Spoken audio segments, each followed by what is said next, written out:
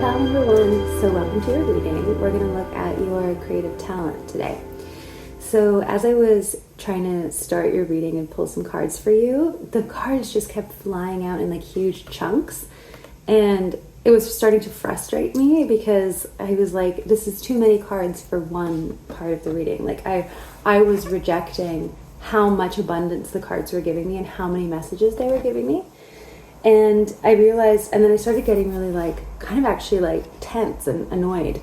And I think it might have something to do with your reading, in that I think you guys are really, really talented people, or you're very creative people. You have a lot of different talents. You're one of those people who are multifaceted, multi-talented people. So you could be good at writing, you could be good at speaking, you could be good at art, creative arts, visual arts, music, all these things. You can be really emotional, really good at tending to people and caring for people and creating sensitive spaces. There's a bunch of different vibes that I was getting. But what's the core value basically, or it's not the core value, the core gift that you do have is that you are just purely a creative person. You are naturally creative. You can't stem your energy. You can't, if you were to try to not be creative and try to just do very logical, practical things only, or jobs only, you would still it would seep out the edges. It would boil over. So that's what I'm really getting as your core creative gift, is just raw creativity. You have not just one core creative gift, you have lots of different things that you are good at and that you do. So basically that's where we're starting today, and then we'll get a little more specific for you, because I know that that's not exactly helpful. We're going to be looking at how your talent wants to be expressed, or how it can best be expressed, what fears and blocks are holding you back, how to nurture and develop your gift, and then what will happen if you were to embrace this talent or this gift fully. And then maybe we'll pull some guidance as well. So a message from your creative muse or from your spirit guides that are helping you in your creative pursuits. So yeah, but this is where we're starting. We're starting with the Page of Wands and the King of Cups reversed. So you guys definitely do have you are tapped in souls for sure. You're tapped into the creative force of the universe. But I do think that sometimes you think that you're not. I think you doubt it for some reason. You doubt your connection. You doubt how... I think it might be this thing where, because it comes so naturally to you, you actually sort of low-key disregard it. You disregard how important it is, because it's this is... why would this matter? You may have also grown up in so many of us do grow up in worlds or families or environments where creativity isn't valued in the same way that other skills are, or it's not necessarily creativity, it's art in particular isn't as valued as the sciences or the more rational pursuits, especially when it comes to career and life path options. So you may have just sort of internalized some conditioning around that, around devaluing your artistic talents, because it seems like it's just hobby, or it's just something that you just do, it's just part of your weirdness. And the thing is that's all true. It is part of your weirdness. It is part of your natural ability. But I think what needs to shift here is your understanding, or your perspective on that. Your perspective on how you are valuing your creative energy. Because if you just sort of if you don't think much of this, then you're missing out. You're missing out on your potential and on what you're actually here to do. Because clearly your whole self is rooted in creativity. Your whole being kind of all comes back to this core creative and curious and excited and artistic aspect or quality. And you are in fact a very connected person. You just have to believe that you are. You just have to recognize the ways that you are connected to the world and how that's a great power. It's a great power. You have the potential to be extremely wise and experienced in these ways, in these artistic ways, in these like creative ways of any kind, like whatever it is that you do in this life with your creative energy, whether that's build a business, make physical art, write things, be a musician, like whatever it is that you want to do, you have the capacity to take it really far and to also become like a teacher for others based on this talent. So, or based on like many things, but it's just the fact that if you just choose like one or a few like pathways to express this force within you, then it is going to lead you to feeling much more connected to the world and to your purpose and to yourself.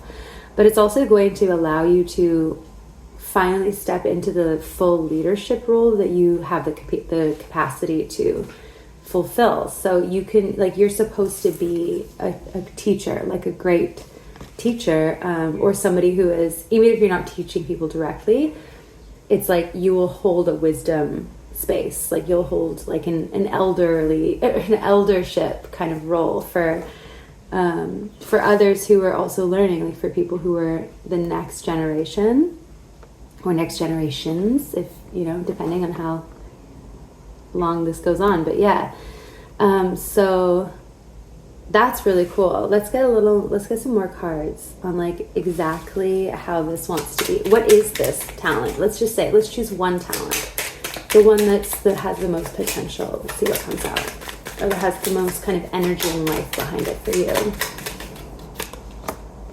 Okay, interesting. 5 of Wands reversed. Anything else? What specific talent? Ooh, a 9 of Pentacles. So this is kind of in line with some of the cards that were jumping out earlier. I got like Emperor mixed with like Empress and like Queen of Pentacles. And the 9 of Pentacles has a similar kind of energy to the Queen of Pentacles and the Empress, in that she's built herself abundance. Like she has, not only is she like kind of a boss bitch, it's like she's like a business owner to me. A successful business owner. Like her pursuits and her hard work and her ideas have really like there's the fruits of her labor basically are showing. She has like built herself something really, really beautiful, and now she's enjoying it. There's something also very physical, like there's like a physical nature about the Queen of Pentacles, where she's building beautiful things that can be enjoyed through the senses, and not just that. If it's not just that, then it's like she herself, through her creative input, and using her creative energy in the best possible way, she creates an abundance of wealth for herself. So it's like she creates abundance for the planet, for the earth, for others, and for herself through her creative pursuit. And the 5 of Wands reversed is like this is coming out of competition. This is laying the swords down, laying the wands down, deciding not to be overly competitive or to fight or to argue. And the Queen of Wands, the 9 of Pentacles, that's interesting. I said Queen of Wands. Okay. Well, we're going to take that into consideration. The 9 of Pentacles has this energy of being like, I made it, like I'm untouchable, I am unbothered by your shit.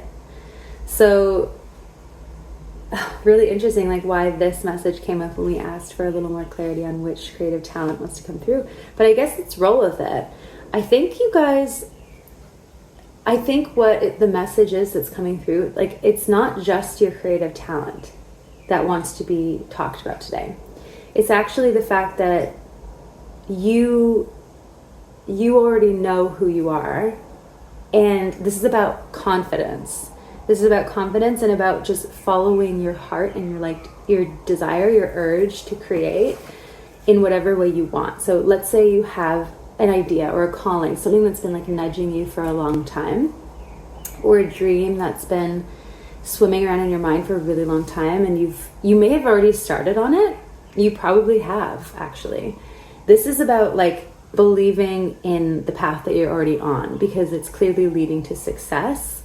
I think with the Page of Wands, you have probably already started. It's not like you don't know about the things that you're interested in. You seem to be pretty clear on that. Your desire is really powerful here. Like your source of inspiration is really powerful. So this is actually just about like stop fighting with yourself. Stop fighting with yourself and stop fighting with the aspects of yourself that are all part of this big creation. I think another really beautiful message coming through with the Nine of Pentacles is she's usually, if not always, shown as being a winemaker, right? Like she owns a vineyard. In the Rider-Waite Tarot, she has like grapevines behind her and stuff like that. So that's actually kind of in the Seven of Pentacles, it looks like that as well, grapevines. So in winemaking, it's not just about creating a product from like living from plants. It's not about that. I mean, it is about that, but it's about creating an experience for people, but also a product that is living. It's alive. Wine is alive. Like a fermented thing is alive. And it's a whole relationship with the earth. It's a whole relationship with the place that you live, with location, terrain. And like, you can't build abundance immediately with wine. You have to, usually it's like, it's locked in, it's grandfathered in. There's like years, decades, centuries that go into developing the soil and like creating a relationship with the weather in that area and blah, blah, blah. So it's like, there's something about your relationship to all of the things that are like elements. Okay, bear with me here, because I really like this metaphor. This is really beautiful. So all of your creative talents, all the things that you're good at, are all parts of the whole for your creative vision. So basically what this message is trying to tell you is like, don't fight it. Don't try and just choose one. You don't have to, because all of your talents are actually feeding the greater like experience of abundance or the greater creation. Without all of the elements of the landscape and of nature and of all the bugs and of all the birds and of every little piece in a vineyard, let's say in the environment, plays a part in creating the grapes. And then the people have to take the grapes and they have to work together in order to, harvest them and then to like make the wine. So all of these things, the metaphor is that like all of those parts of the winemaking process are like your creative talents, or all of the things that you already do. All of it is part of the greater scheme. So if you're trying to cut some out and kind of like get really annoyed because it feels like you're battling yourself, it's actually just a good idea just to calm down a little bit. Now, I understand how that can be frustrating, because sometimes we get scattered, right? Like we get really scattered with our gifts or with our energies, and it's really hard to stay focused on a singular vision. And if we don't stay focused on a singular vision, or have everything kind of come back to a singular vision, then we can really actually like, waste our energy in a sense, or like things kind of can run away from us and nothing ever gets finished. So let me see if there's a comment on that. I want to see if that's a problem for you guys. Yeah, again, this idea of laying down the swords. Someone's calling me. Hold on. Go away. Okay, so laying down the swords. Calming the mind, meditating. 1 second. Okay, I think we're good. Anyway, any comments on Whoa, Four of Wands. So,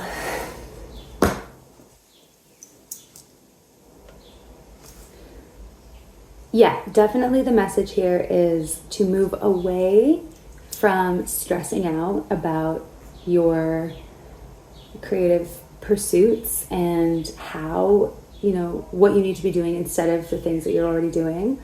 And actually just realizing that you already have, this is the Four of Wands, you already have arrived in a sense. Like you are already there. The presence that you have with your creative practice is exactly where you need to be. So this is just a matter of kind of calming down, of just allowing yourself to calm down, like allowing yourself to be in flow and to just, enjoy the process of building what you're already building.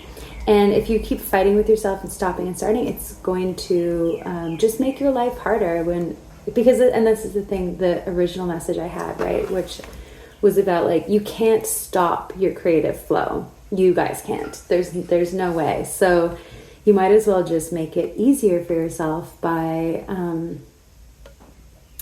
owning where you're at and owning what you've already created and owning where you're going and really appreciating the present moment.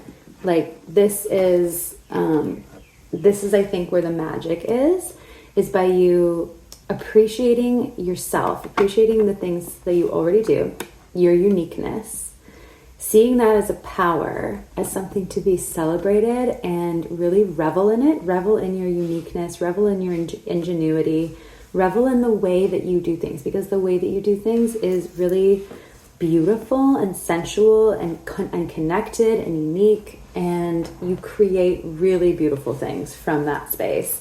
So you guys need to just kind of calm your energy, maybe do a little bit of meditation just to sort of like get grounded, because this is definitely about being grounded, staying grounded, and then in that space of groundedness, feeling rooted, feeling like you have something underneath you. You also feel like you can kind of like move with nature rather than like sporadically flying around. Then you're going to feel this appreciation for where you're at and where you're at in your process and your story, and feeling like you really are here, like you've made it, even if you are not at the end goal, like you're not seeing the results of the end vision, you are still exactly where you need to be in the process, and this is a thing to be celebrated. Okay? So, let's see specifically how this talent or how this creative gift wants to be expressed. Like, what is the specific expression of this? Oh, see, so many cards. I'm just going to take them. I'm taking them. Okay. So, Ace of Pentacles, Eight of Wands reversed, Six of Wands. So, yeah. You definitely have something that wants to be birthed. You have like this, if it's not already been planted, like a seed, right? With the Ace of Pentacles, it's like a seed. It's just full of potential.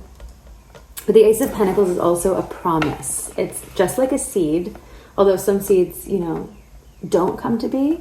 But the Ace of Pentacles is a seed that's like, it is being planted in the right place at the right time. Gold will come from it. Like there's an inevitable harvest that comes from the Ace of Pentacles seed. And especially in relation to the Six of Wands, like Six of Wands, it's a promise of success. Like the seed is being planted, we know it's going to grow. And it's going to grow into something that is successful, that is at full bloom. Like it's going to show its full potential to you. But the Eight of Wands in the middle, interesting. I think it might take longer than you expect. So, or it might just, the timing of it might be a little bit different than you're expecting. Eight of Wands reversed. I mean, Eight of Wands is usually quick motion and, it's like immediate success. So this, I think, is not necessarily an immediate success. It's kind of like just a little bit longer or a little bit like less on your timeline. So that's why this message of being present in the moment and appreciating your your progress so far is really, really important, because staying present allows you to really stay in the magic and stay in the abundance mindset that helps the seeds grow. It helps your creative visions come to be and really come into full bloom. If it's gonna be like taking a little longer and than you originally expected, and you're like freaking out and you're kind of just like not able to relax, like I said, it's not going to necessarily stop the thing from happening, but it's going to make your life less enjoyable. And then when you finally do get to the point where the thing is full bloom, or it's like really happening, or you're really able to enjoy it, you might just like not feel as great. Maybe, I don't know. I don't know. I think it's just like in general, just to kind of create and cultivate the healthy energy around this birthing, this creative birthing. You guys need to sort of just like stay in the present moment and stay valuing every single aspect of the process here. But yeah, so the way that your talent wants to be expressed, I mean, it's been clear enough so far, but there's definitely an actual like a project, a living project that is going to bring you a lot of success. This isn't necessarily just like an ongoing art practice, like where you're not necessarily wanting to kind of create a finished product or a final project.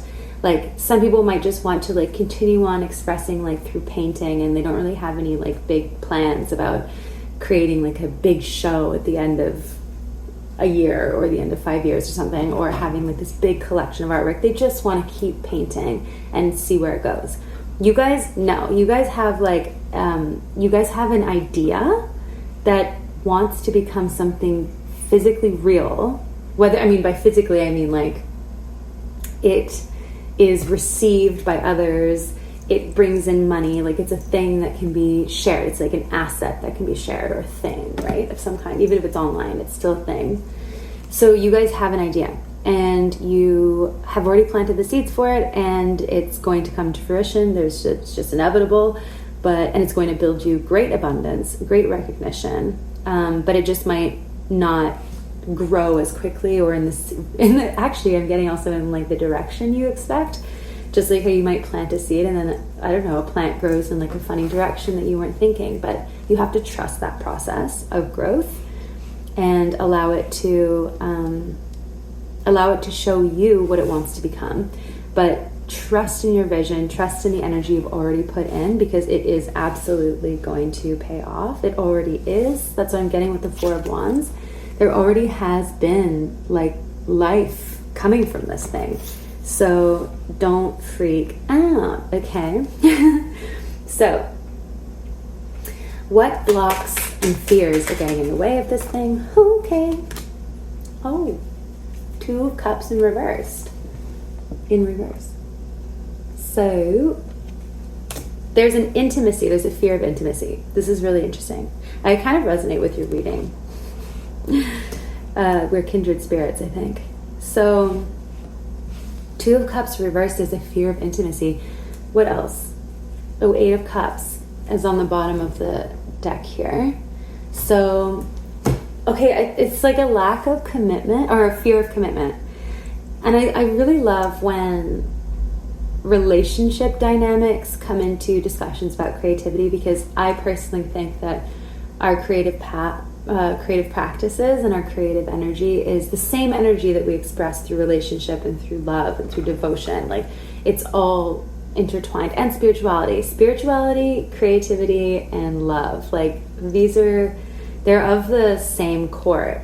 Like, it has Venusian roots as well as other things. But so the Two of Cups reversed and the Eight of Cups on the bottom of the deck reflect to me there's this like fear of commitment to this path. There's a fear of whether or not it's going to betray you, whether or not it's going to actually give you what you desire. It's like the same energy of stepping into a new relationship or deciding to commit to a person. There's this like maybe a lack of trust around whether this is the thing, whether this is the one. and you're searching for the one. You're searching for the one gift or the one path that's going to like bring you your 10 of cups, so to speak, like your full happiness or your full fulfillment. And what this is saying is like that this is a block, this is a fear that you have that doesn't necessarily, it's actually not necessarily relevant, because everything else in this reading is suggesting that you're already creating abundance and wealth. Like, why would this fear hold you back from just like doing what you're doing? Like, why would this get in the way? And, you know, that's a tricky question that you're going to have to really look inside and talk to that afraid part of yourself. Talk to those parts that are feeling resistant, and really just ask the questions with no other agenda than curiosity. And the fearful parts of you will be willing to speak to you, you know, like whether you want to do it through journaling or whether you want to do it with a therapist or a like coach, or if you want to sit in meditation. One of the ways, I'm going to just tell you a practice for talking to your like fearful parts that I find is really helpful. It's related to internal family systems therapy. So you can look that up if you want and do your own research on getting, like working through that with someone. You can also work through that with me if you want. I do that kind of thing with creatives to get to the bottom of fears and blocks. But in any case, you can do your own research. But one of the things that I find really helpful in that practice is that we can do on our own is doing this little writing practice where you have like a pen and a piece of paper. And with my dominant hand is my right hand. So when I'm writing, I will ask the fearful part of myself that I can sort of sense. I've perceived where it might be in my body. I've perceived what it like feels like, what it sounds like. I might not know everything about it yet, but I know that it's there, and I know that it likes to react in this way in this scenario, kind of a thing, you know? So I'm in conversation with it now. And I take my pen, and on a piece of paper or in a journal, I ask it questions, and I might speak them out loud, but it doesn't matter. And I write with my dominant hand a question. And then I switch the pen to my non-dominant hand, and I allow that part of myself to write a response. So every time I'm responding from the fearful part of myself, I'm using my left non-dominant hand. And then every time I ask a question or, you know, speak from my true core self that's not afraid, the core, then I write with my right hand. And what this is doing is it's kind of taking you out of your, like, established way of thinking. Every time you put the pen into your left hand or your non-dominant hand, it kind of taps you into your subconscious, and it allows that other part of yourself that's buried, like the shadow part, the part that's maybe been repressed or rejected, it allows that part to speak more clearly and more honestly. And I'm telling you, it's a really powerful practice, okay? Like, you can try that on your own. It's really good. I've gotten some pretty incredible realizations from just doing that. Just that practice. So, I mean, try that out. I don't know why I just went into a whole story time about that, but I think maybe it's helpful, hopefully. But hopefully that will make sense, because I do think that there is this feeling of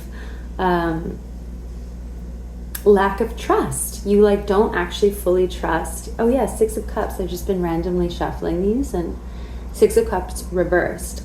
So there is definitely a lack of trust in the reciprocity of this thing, which is really, really interesting. You're not sure if it's going to really catch you, if it's going to really give you things that you want, if it's going to, I mean, not give the things like as if you're demanding, but you're not sure if it's going to be the best match, or if it's going to really, show up for you in the way that you hope it will. I really understand that. I really resonate with that. And part of that is, it's just from being in the world long enough. It may have been like, you just have been absorbing, either you've had some like tricky or some really bad or traumatizing relational issues, which has made you not very trustworthy of people, and then that has kind of like edged in without you realizing into your creative practice. So either that, or, you know, just the world. You've kind of absorbed some stories in the world that have made you feel like something like this can't possibly be real. Something, I can't possibly deserve this. Like, maybe I don't deserve this happiness. Maybe I don't deserve this kind of like easy, heartfelt reciprocity with this path, with this project. Like, who am I to deserve something so compatible with me, where my life will just be easy? Like, no, there can't be.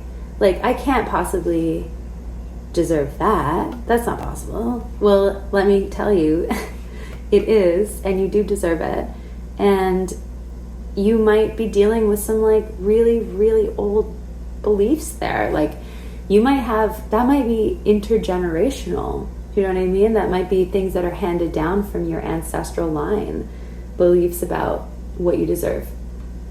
So we're breaking those curses, we're breaking those family curses, you know, we're breaking through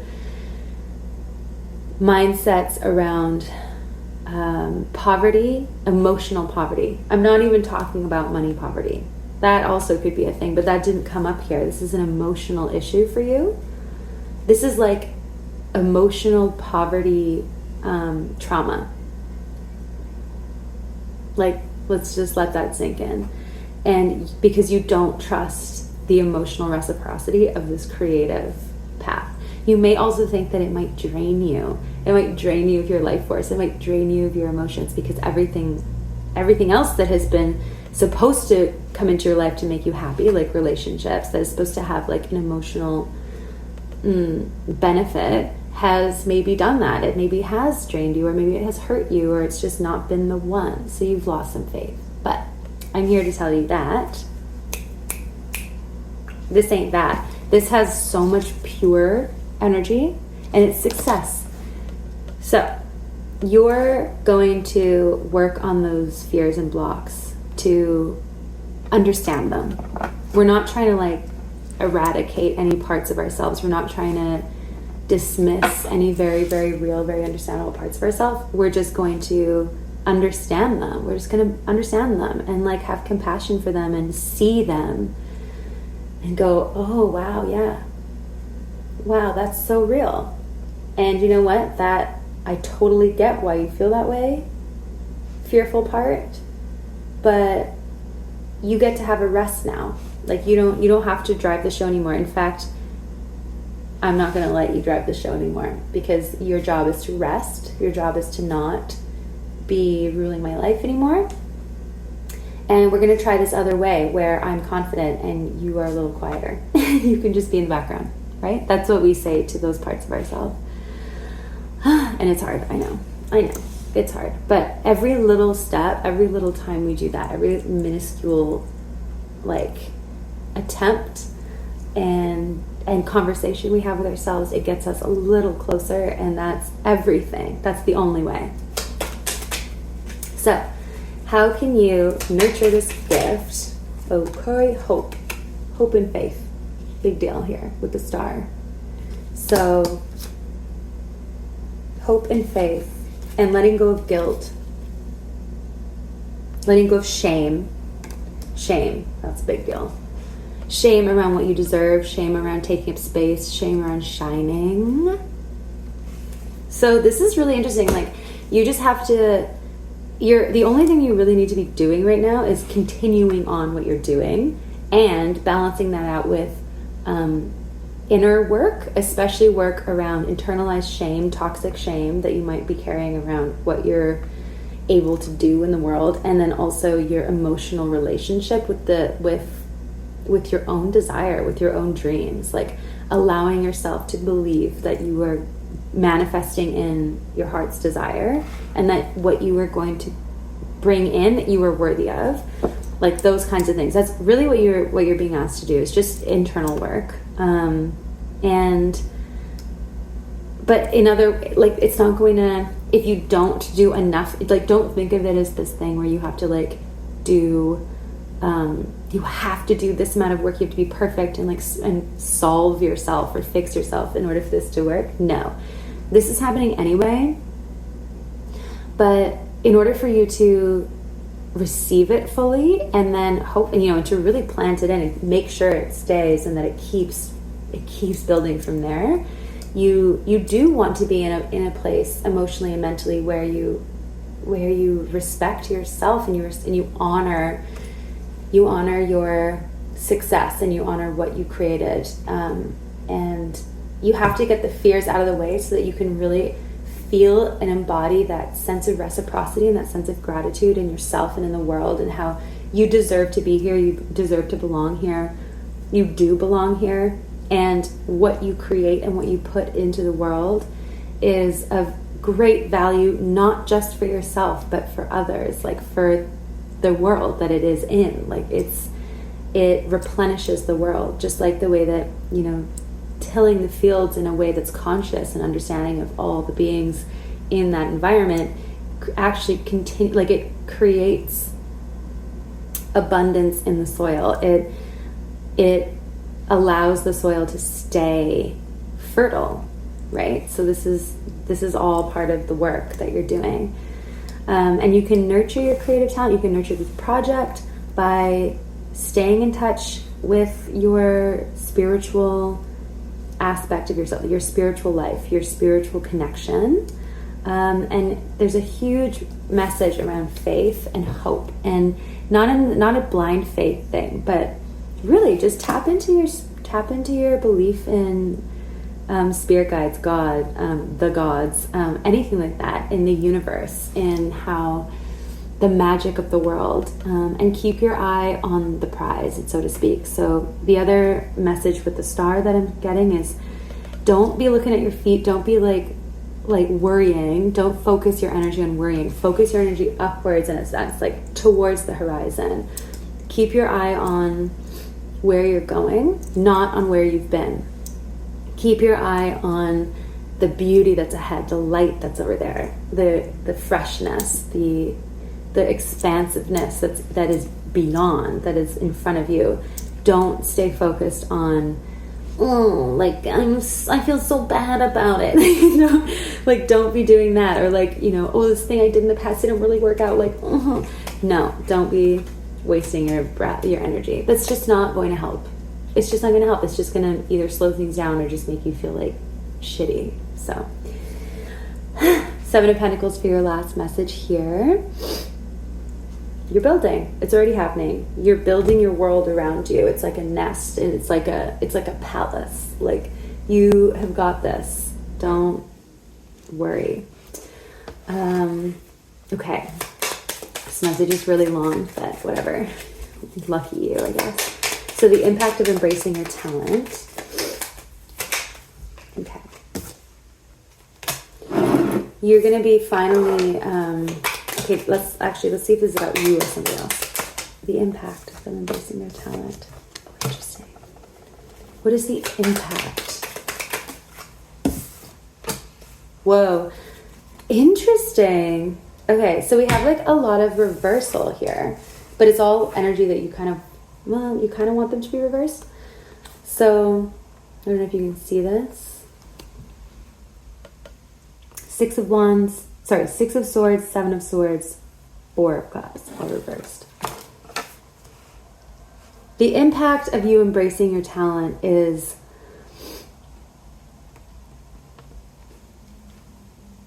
it's like interesting. You're stepping out of a world or a life or existence that felt inauthentic, that felt you always feeling like you needed to move on, that you never found your place, that you weren't welcome. You're moving away from a life of feeling apathetic or bored or uninspired or depressed, even waiting for something to occur, waiting for something to happen, and feeling like you need to be doing things all on your own, feeling like you need to hide who you are. The impact of you embracing this gift is transforming that world, like that world that you had lived in or that you've been living in. But I think that what it does is it's not just for you. It actually impacts the world in that way, where collectively your project, the collective impact it has is to shift people out of those states of mind, to shift people out of feeling like they don't belong, feeling apathetic or confused or disempowered, and out of that like lack of integrity and authenticity that makes people feel like they can't show people who they really are, and that they have to do things in secret if they want to do them at all. I think that it creates a more authentic world. Definitely. The Queen of Wands is on the bottom of the deck here as well. Remember I said I accidentally spoke to her presence earlier. You are shifting the world, like even if it's just in a small way, it doesn't matter. It's any small way is a big way. And this is like a very important impact, because it re-empowers people. It helps people to feel empowered in themselves. As the world shifts and changes around them, as things happen that they can't control, they are able to feel a sense of presence and control in their own lives, because they feel authentically connected to themselves. They feel like themselves, and they feel more empowered. They feel more powerful, because they don't feel so at the mercy of their world, of what's going on around them. Your impact is the most powerful when you are your authentic self, when you are focusing on, or when you're expressing rather,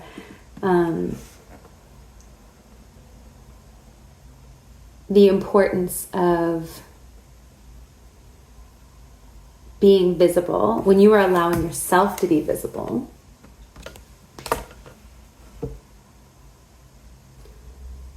And when you bring a message through your creative project, you bring a message of healing. It really does help people who are in like shadowy places in their life, or gray energy, you know, like that gray, foggy, cloudy kind of energy. You spark people out of it, or this project sparks people out of it. And it helps them to find themselves. That's amazing. Okay, so a little message, a parting message from the Creative Muse. Ooh, dang. Interesting. So we have 9 of Swords and King of Swords. Mental energy. Anxiety. Your Creative Muse is reminding you not to feel anxious about this path, because everything is being created around you. You are secure in your creation, okay? The world, like, it's going to happen. You belong here. What you're doing belongs. You are inevitably on a path to fulfillment and wholeness, and finishing this project and having it be done. It is going to impact the world. It's going to have a place in the world. And you're already doing it. So let go of this anxiety that you have. You have these worries and these anxieties around all of this, around yourself, around what you're doing. And your Creative Muse is just reminding you, like, these are just anxieties. Do you understand? Like, they're just thoughts. They're not real. So you have to remember you have to remember how your thoughts aren't you, right? Your thoughts aren't you. They're also not clearly your reality. They're just in your head. They're just these worries and these fears that come through to, you know, with their own agendas. Like they're trying to protect you. They're trying to tell you something, but they're not actually truthful at all. They are just fears. So your Creative Muse wants to remind you to look around, focus on the body, focus on, feeling your body, feeling grounded, focus on what's around you and how you're really, like looking at the things that you're making every day and being proud of that, being like, okay, cool. Yeah, I did some stuff. Like I'm on track. Like everything is happening, and keep your vision on, the end game of the full vision, like manifest that by staying focused on it. And when you get these anxieties that keep you up at night or that make you feel scattered, just remember that they're not true. They just simply aren't. And that like it's a voice in your head, and you have all the power to just stop that train of thought or that train of thinking. Get back into the body, get back into the breath. Maybe do a little bit of conversation work with that part if you want to know more about it. Release it. Like, get back on track. And stay connected to your spiritual side, because that's always helpful, and you're not alone. Okay, pile number 1, thank you so much for being here. I hope you enjoyed that message. I know I did. It was a beautiful reading, and I wish you all the best. Blessings upon you and all the work that you're doing in this world. Thank you for being here. Bye. Hi, pile number 2. So, I just want to jump right into your reading, because I'm already getting some really cool messages coming through. So we're looking at your creative gifts today and how they want to be expressed, what kinds of fears and blocks are holding them back, how you can nurture this gift, how it will impact the world, and then a little bit of like a message from your creative muse. So I just want to jump right in, because I think that you guys are dealing with a very understandable block to your creative energy. And I'm really excited to talk about it and to get there in this reading. But first off, you guys have a very strong creative energy. The Queen of Wands in the middle. Like she's literally like the creator of the queens to me. She's the most creative. She's the artist. She's the witch. She's the funny one, the comedian. She's comedian, if you must. She is unbelievably confident in her gifts, right? Like she really is. Like she's just like, I don't know, I just create things. Like I can't help it. I just do. And so you guys have this like core creative energy. It wants to be expressed as the King of Pentacles and the Ten of Cups. I'll show you these cards. They're really pretty. Okay. So it wants to be expressed in this way that is valuable to your community. And that's immediately how this is related to your block, because your block is around, it's like so clear with these cards here. It's around your, you're not actually fully sure that this is going to be something that your community will value, whether it will actually help them or not. You're not even sure if it's going to help them or not. You're also a little bit afraid of being judged by your community for the things that you do. We have the Three of Cups and Justice, and we also have the Queen of Swords reversed and the Page of Wands. So it's like you have this like innocent inspiration, or this innocent intention. You have this idea, you have this energy that you really want to pour into your world and pour into your people and the people around you, and into your art, like even if it's just your art, like as if you're creating this world, right? This emotional world through your creative practice.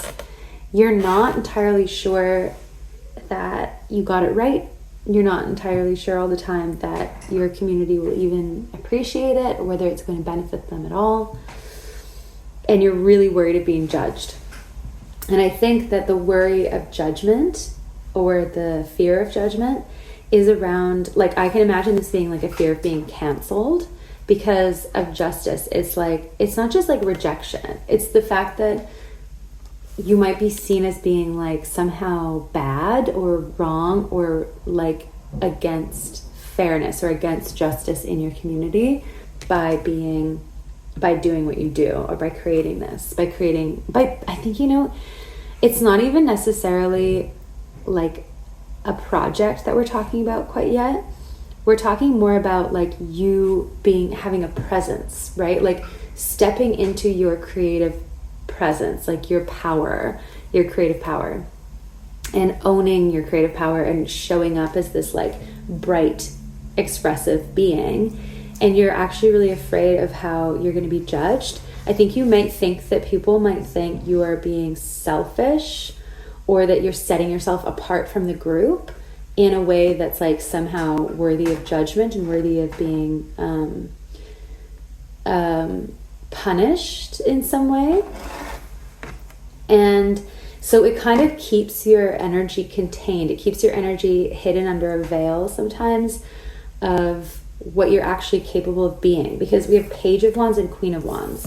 So you kind of feel like you need to stay small, right? But really who you are is the Queen of Wands. Like it's so clear. Like your natural state, your full expression, your full natural expression is to be a bright, expressive, loud person. And I don't mean literally loud, although it could mean that, but you are supposed to be seen. You're supposed to be a leader in the sense of like being authentic, being unique, being everything that you are, and being unapologetic about it.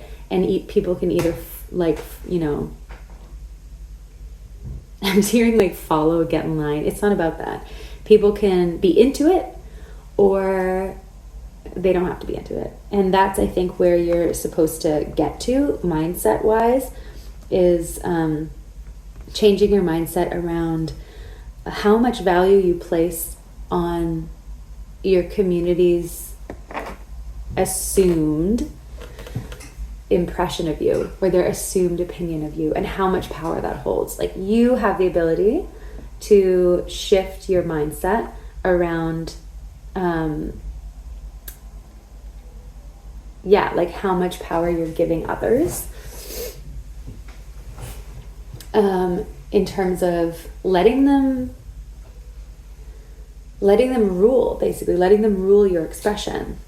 Now, I do want to say, like, especially over the last, look, if we think historically speaking, yes, people, especially women, if you are femme of any kind, or queer, or like the history of femmes and queers being oppressed and disciplined, exiled, killed because of their self-expression is like in every single culture. It's a thing. Like there's a history of it.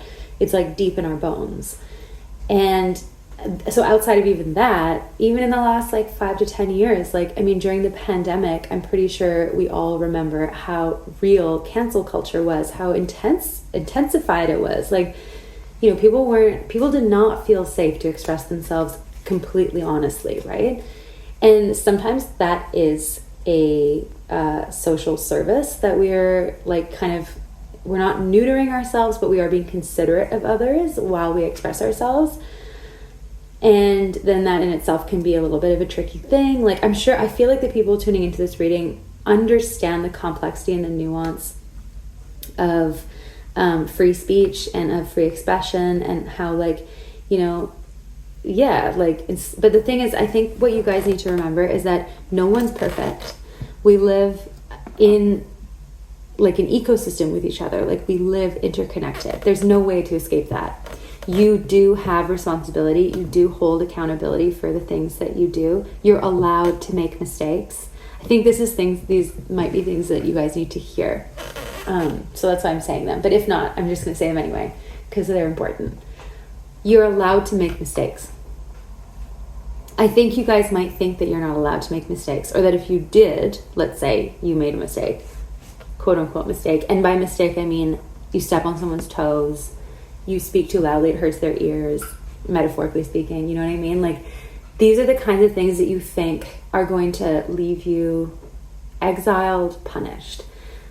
And if they do, honestly, that's wrong. Like, and you're stronger. It's like two things. That I don't think that's right, and you're stronger than that. You still wouldn't be able to be diminished or lost. It's like your fears are kind of taking over the reading, because I think that's really the only thing that's holding you back from being your full self. And it's really, really real stuff that I'm totally sympathetic to.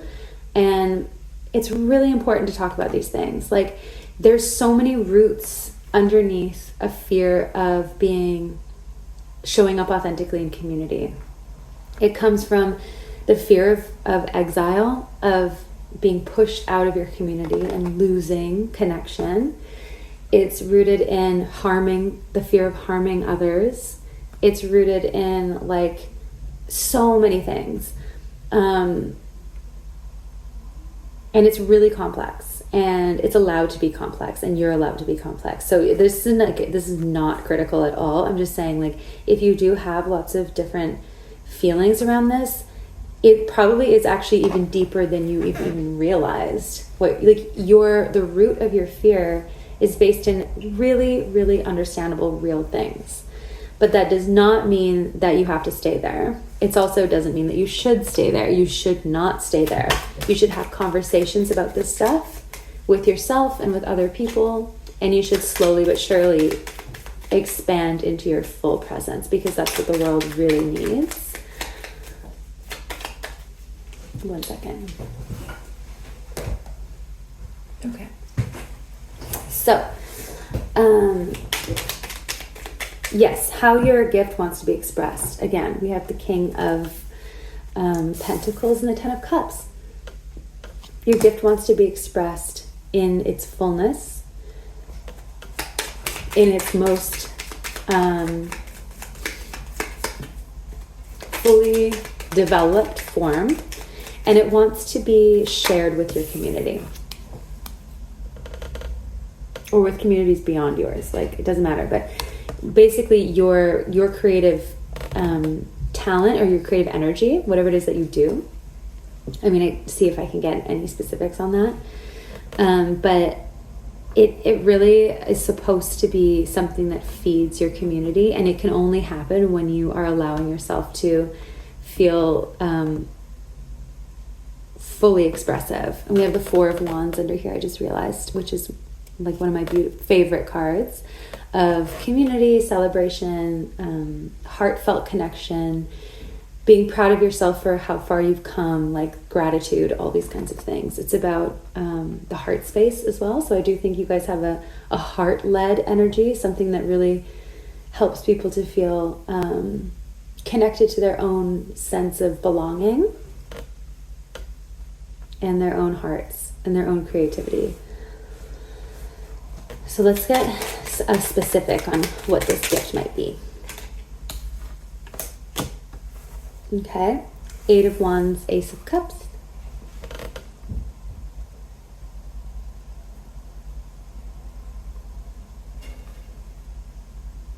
I'm getting a bunch of things. Dancers, poets, comedians, some kind of expressive art in some way, where you use both your body and your emotions, your words, your sight, like something, your sound. There's something about sound. So I do think you guys use like either literally your voices or your bodies. You have ideas too. You have ideas. I keep hearing, I don't know why, there has to be a comedian or something tuning into this reading, or somebody who has like, who speaks in some way. Paint, I'm getting paint, I'm getting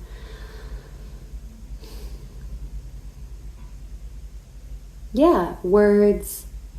The Eight of Wands is such a quick moving energy. It's really fast, but I'm not really just feeling that message from this. I'm feeling like there is truth speaking, going on with this, with your creative talent, and a quick expressiveness. If you are painters, I feel like you are abstract expressionists, like you allow the emotional experience of while you're painting to come through on the canvas or the page.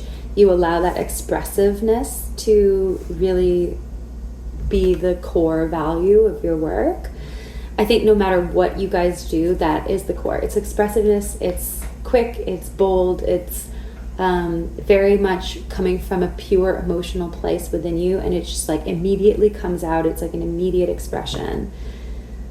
It's really cool. I love that it has this kind of fresh energy to it, because the way that it wants to be expressed is in these like really kind of developed and long-term, long haul ways, like these permanent things. So I think maybe you guys are painters, because you could be like creating art that's like abstract expressionist in nature, or kind of like quick and bold, but in its production. But then, you know, there are these really high quality pieces that last forever, and that bring like, will last for a really long time, and that bring beauty and emotional experience and harmony, and like, and just like something emotional, and something that like feeds like artistically back into your community for a long time, or into communities in general. It actually creates a more beautiful world. I am really seeing painters actually, because of all these like wands and sticks and things and swords that people are holding. So there's something about like a paintbrush. Dancers as well. If you are dancers, you're really expressive with your movements. It makes people feel you could be like choreographers or something as well, but I'm feeling more like expressive movement.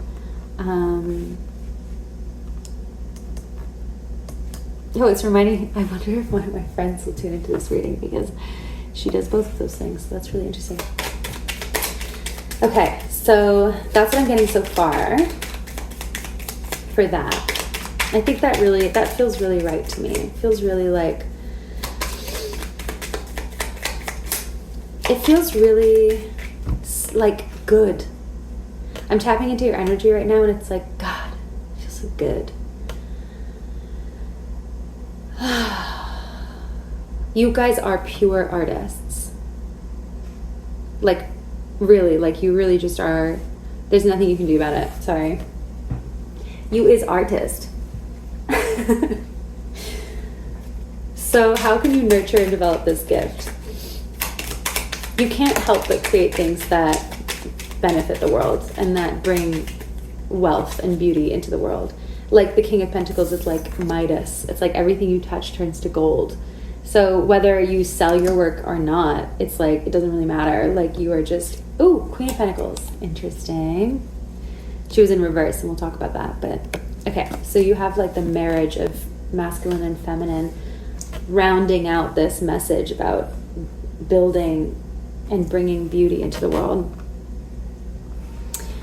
You can nurture your gift by doing what you're doing. Basically, keep creating, send gratitude to yourself, to your practice, and build your capacity for creation by receiving the idea, receiving the energy, putting it into practice. Receiving the energy, putting it into practice. It's like your relationship with your physical world is really important.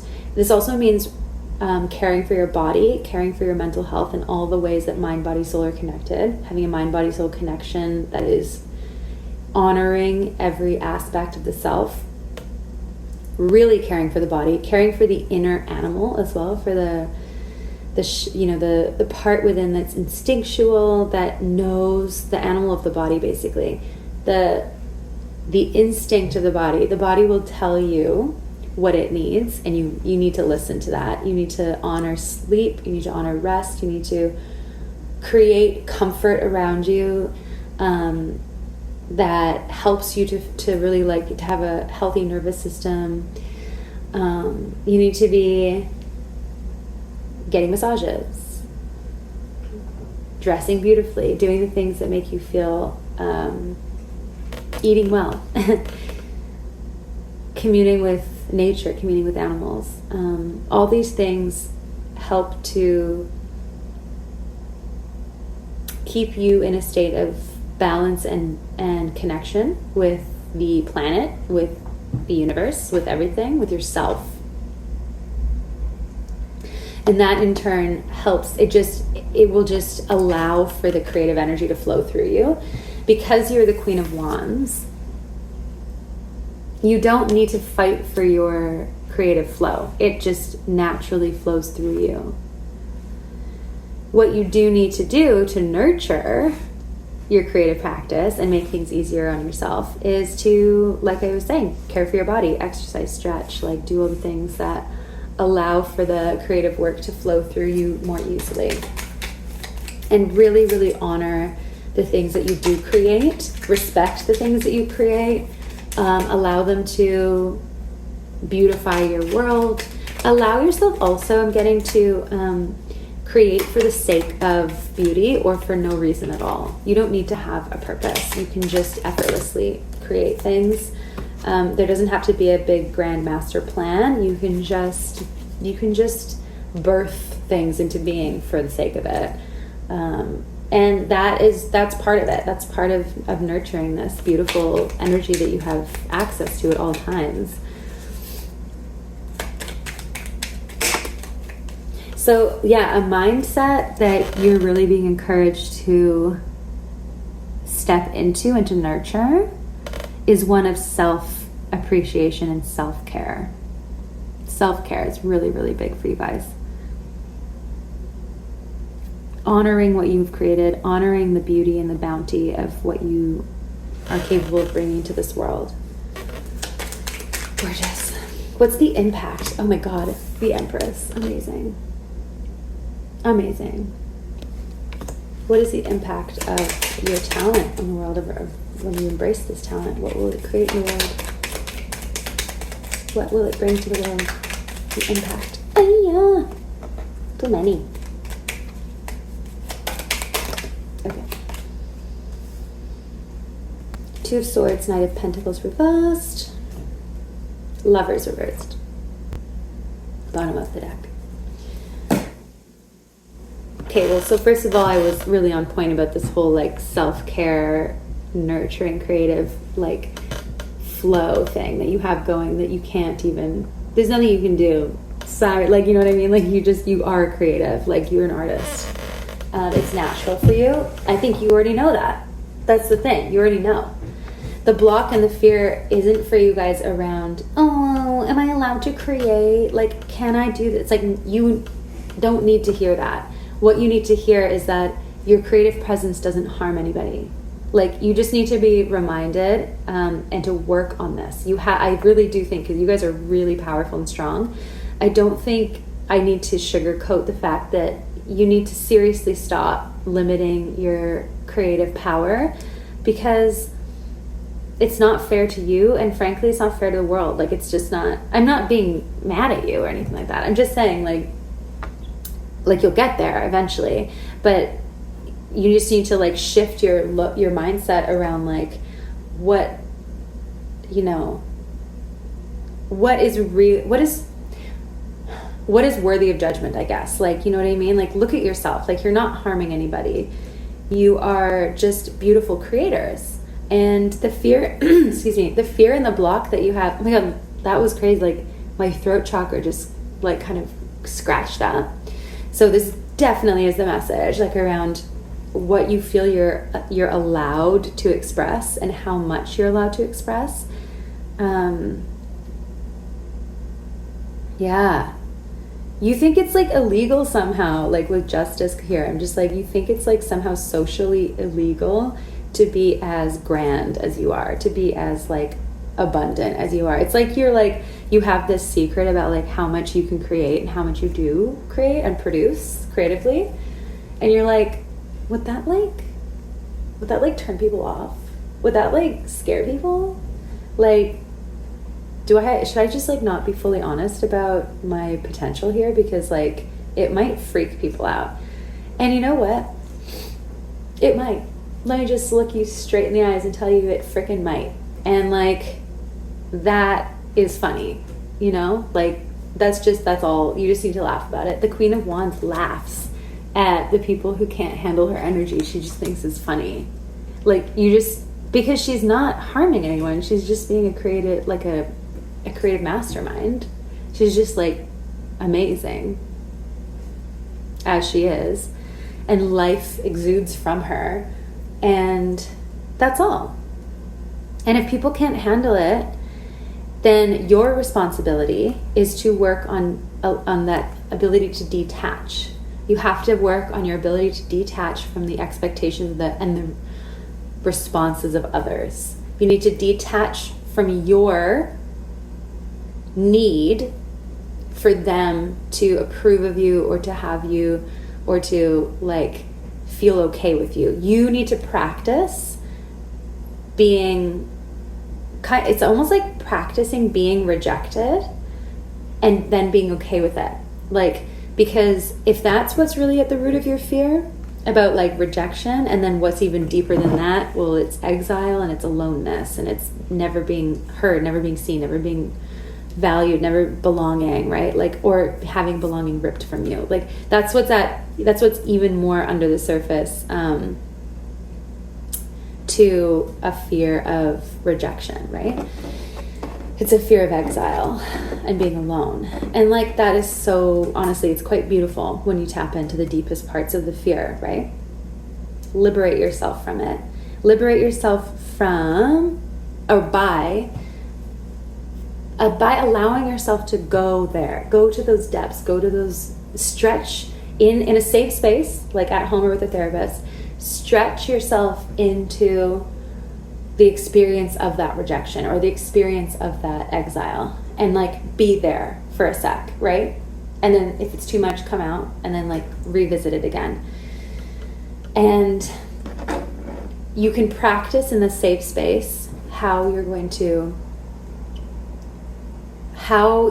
stay connected to yourself, rooted in your abundance, rooted in your power, even if some people were to say, get away from us, you're too much. And re-find yourself, right? Like, remember yourself in that state of feeling rejected and find your truth, find your laughter, find your beauty. And honestly, once you like just allow the clouds of fear to pass through you in a moment like that, I'm speaking in like as if this is like happening, right? It's an example of how you might feel the fear bubble up, right? So it's like it can come up even without you realizing, or it can just like be in the back of your mind when you're just like randomly for some reason, or not randomly, but you're just for some reason feeling like you need to be smaller than you are, right? Clock that. Maybe when you go home, talk to that part that came up and like do this practice where you're like, you're asking yourself like, oh, I lost my train of thought. I'm sure you didn't lose your train of thought, but I did. Oh no. Okay. It'll come back to me. I'm just going to move on because I think you totally understand what I'm saying. Lovers on the bottom of the deck. This is totally what the issue, I think, can be. Is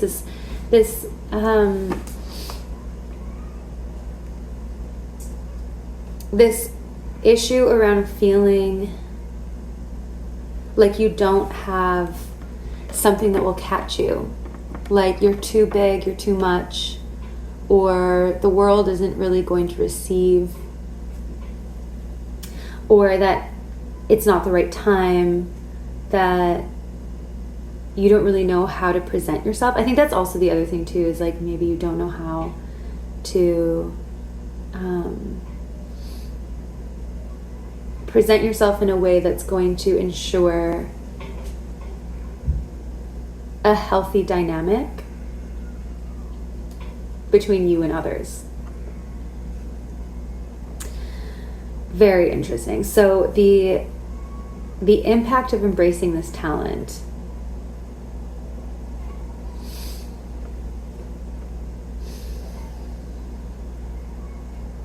There's like a mental block here, see, with the Two of Swords and the Knight of Pentacles. There is a mental block around where this is even going. I need more cards.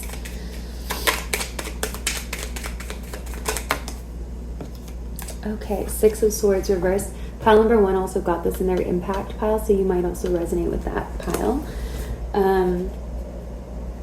And then Six of Cups, reverse, bottom of the deck. So, wow. So with the Empress, you guys are...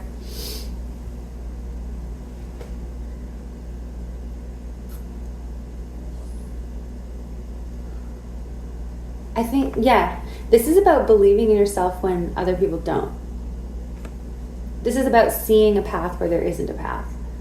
Or seeing a path, believing in a way forward,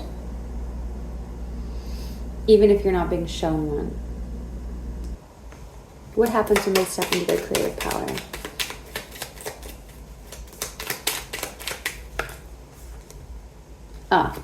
The Magician. Okay. See? What just happened there was a strange kind of doubt that I was experiencing around, like, I got lost in the message. I got lost in how this even relates to you, because your energy is all like the Empress, the Ten of Cups, the King of Pentacles, the Queen of Wands, like Ace of Cups. Like, it's like, yes, like clear vision, clear power, clear like intention, community, care, utter creative potential, like literally endless creative potential. Like, you know, when you step into your creative power, you are the magician. Like, you are literally just like completely, you're like a manifesting powerhouse. Like, you're completely empowered with your ability to create a world, to create experiences. You understand your connection to the world. You understand your relationship to the world. You understand the relational dynamic between you and the elements, between you and others, between you and the world, between you and your speech, like everything. You're like completely tuned and tapped in. And from that place of almost like quantum level understanding, you are an immediate manifester with the Eight of Wands. You immediately create things straight from the heart. Like, pew! Like, you think it, you want it, you got it. You think it, it's done. You think it into existence. Literally. Also because you create so effortlessly that if you just have an idea or a feeling, it will just like birth either from you, or it will show it to you. Like, the world will show it to you, right? Will bring it to you. This difficult energy of the Knight of Pentacles, Two of Swords, Six of Swords thing, it's about like pain. It's about, there's a mental block that you have that sometimes comes up around what the purpose of any of it really is, I think. With the Six of Swords, Knight of Pentacles reverse, it's like, where are we even going? Like, I don't even know where we're going. What are we building? What are we creating? Like, what's the point? And it's so interesting. And there's Three of Swords on the bottom of the deck here too. It's like, there's pain. Why do you have pain? Five of Wands. There's been like, you have like relational trauma from people. Like, and I don't mean relationships, actually. I mean relational, like parental, friends, like the world itself. Like, you have a little bit of pain around being this powerful. You have pain around this. You have pain around what the point of it is, because I think you've been told like that there's no space for being like this, or that there's no that you need to prove this creative power in a way that makes sense to others, in order for it to like be a valid path, like a valid place to aim your energy at. And that way of thinking, like that pain body, that pain, those thoughts that are rooted in pain, they're literally a creative block for you. It's like a mental block. You can't see anything. And that's because you're not supposed to think that way. You're not supposed to be thinking like other people. You're not supposed to be in that energy. That's the thing. Like, you're not meant for that. You're meant to just be a creative powerhouse. I don't know. You tell me. That's the thing. It's like, I can't tell you what to do. You are 100% in control of your creative energy. Like you guys are like powerhouses. You paint, you write, you this, you that, you do all these cool things. And you light up the world with the things you create. They're beautiful. They're beautiful, they're exciting, they're emotional, they're expressive. And yet there's this strange like block around, well, what's the point? Like, I don't know.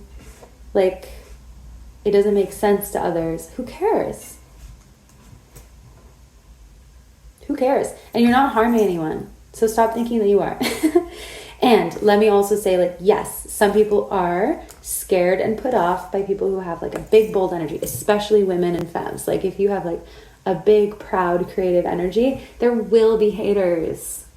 Okay? But that's fine, because you are so loved by the community that's right for you. And the more authentic you are, the more full in your own expression you are, the more that you draw in and manifest the right relationships, the right people, the people that reflect the power and capacity that you have back to you, because they're able to hold you, they're able to hold the bigness of you. And you're gonna realize is that, like, how dope is this? I'm surrounded by people who are equally as fucking powerful as me in their own way, because like they have to be that big and that full and that expansive in order to be able to receive you too. If you stay in relationship with people who can't hold all of you, and I don't mean like, there's always going to be people in our lives that can't fully hold the full expression of us. That's fine. You just don't really like focus on what they have to say.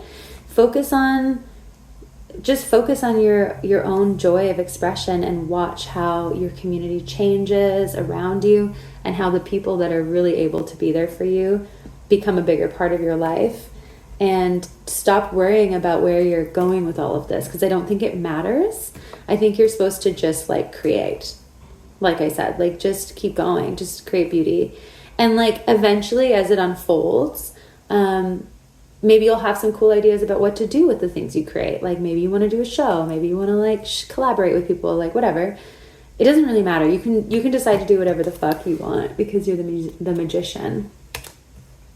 So you can create your reality as you go, as you probably well know. And your pain is very real and very much in need of acknowledgement and sensitivity. I think that is actually part of the issue here, is that I think you actually sort of weirdly, you actually kind of like block, or you are blocked from your own pain around this kind of theme, right? Because you take on too much accountability. You take on too much responsibility for your community, like for the people in your world, like almost for like everyone. And that is actually stopping you from looking at the deeper issues that are like underneath, that are in the soil, or in the deep roots of your block. There's like a surface block around, I don't think I can, like, I don't know about this. Like, I don't know if I can like be as big as I fully want to at all times without like hurting people or harming people or messing up my sense of community.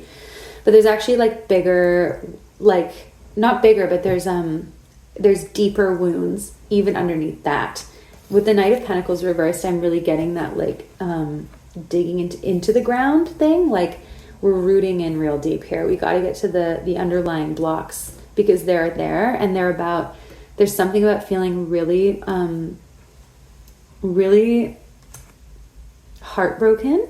There's a deep sense of heart pain that's obviously in the mind, but it like will probably feel like it's in your heart, that it's emotional in nature, and it's about like not having a place to land, like not feeling like you belong fully, not feeling like you can be received.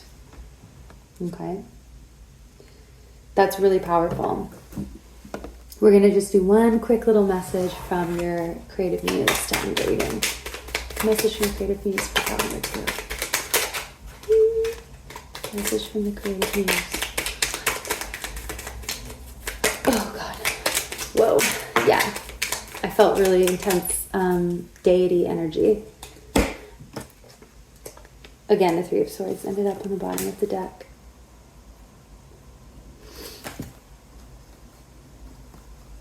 Okay, so the Tower flew out. Your message from your creative muse is that you're experiencing a huge shift right now.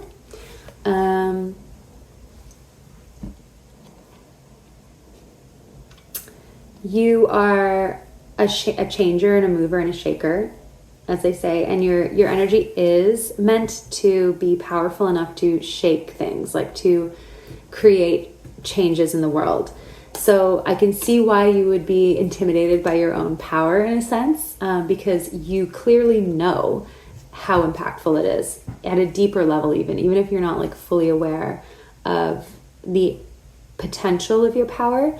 But I think that might be why you have these fears or blocks around how you might impact your community, because you know that you have the ability to create huge change or create a huge impact, either in other people's lives or in like the world at large. And yeah, that's kind of like that's a responsibility to hold. So getting really honest about how to be resilient in power, how to hold the capacity for your power, how to take accountability and still be at peace with yourself. Like those are all the things that you can like work on and nurture. But yeah, like you're definitely here to do great things. And your relationship with people, I think, it absolutely can be healed, and it can be illuminated through your joy, like the expression of your creative joy and of your like ability to perform and to be fully your authenticity. That is something that will heal. The more you do that, the more it heals your relational journey as well. Yeah, and your sense of your emotional healing is going to happen through you continually opening up. So there's nothing here about doing anything differently. It's just about coming to the table with care, with communication, with honesty, with emotional integrity and openness, and continually opening yourself up. And open yourself up to new opportunities, to new experiences of giving and receiving. You guys do have a lot of giving energy. So keep giving, but also tune into why you're giving and to whom. I think that there is some emotional confusion sometimes and subconscious confusion that you're not even realizing, like your motivations for giving are a little bit, giving of your, your energy, giving of your creative energy.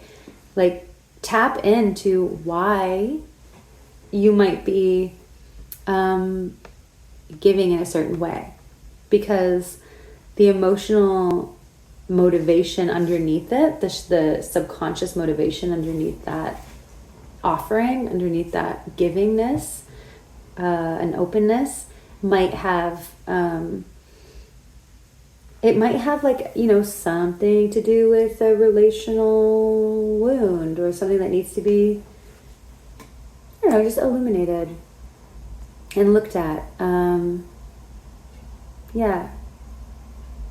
This is really interesting. You guys are amazing creative people, and I'm so glad to have had you here for this reading.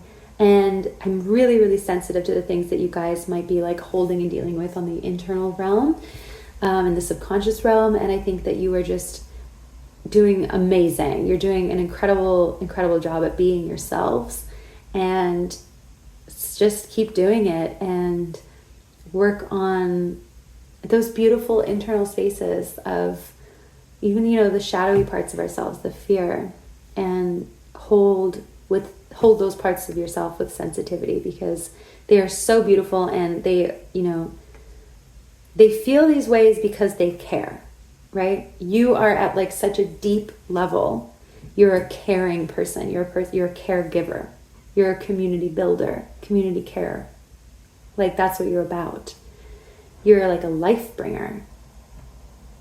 So you deserve to honor yourself and honor those parts of yourself within that do care, and to understand them. And then to like, you know, sort it out and figure out what kind of like roles those inner parts can do, and maybe what they shouldn't be, how they shouldn't be leading the show, and like kind of rearrange things if you want, if in a way that feels conducive to your creative unfolding.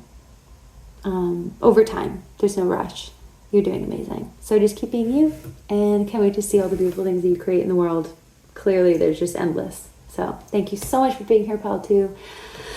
See you next time. Bye.